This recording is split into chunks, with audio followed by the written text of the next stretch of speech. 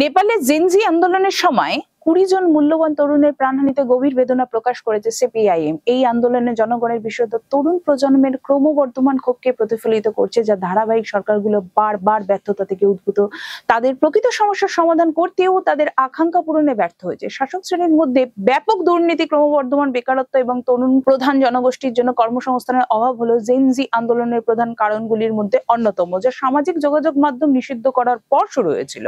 KP Sharma ওলি সরকার অপসারণের পর শান্তি ও স্বাভাবিকতা ফিরিয়ে আনার প্রচেষ্টা গুরুত্ব সহকারে চালিয়ে যেতে হবে। বিশেষত রাজনৈতিক নেতৃবৃন্দকে লক্ষ্য করে সংগঠিত জনতার সহিংসতার প্রেক্ষিতে এটি আরো জরুরি হয়ে দাঁড়িয়েছে। সাবেক প্রধানমন্ত্রী ঝালনাথ খাননের স্ত্রী রাজলক্ষ্মী চিত্রকারের হত্যাকাণ্ড বিশেষভাবে নিন্দনীয়। নেপালের তরুণদের অভিযোগগুলো অবিলম্বে শোনা প্রয়োজন এবং তা সমাধানে কার্যকর পদক্ষেপ গ্রহণ করতে হবে।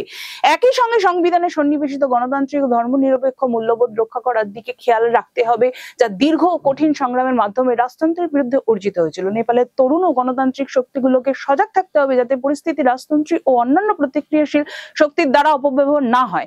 এই গণ আন্দোলনের ফলাফল অবশ্যই একটি গণতান্ত্রিক নবীভবন হতে হবে, সামন্ততান্ত্রিক স্বৈরতান্ত্রিক শাসনে ফিরে যাওয়া নয়।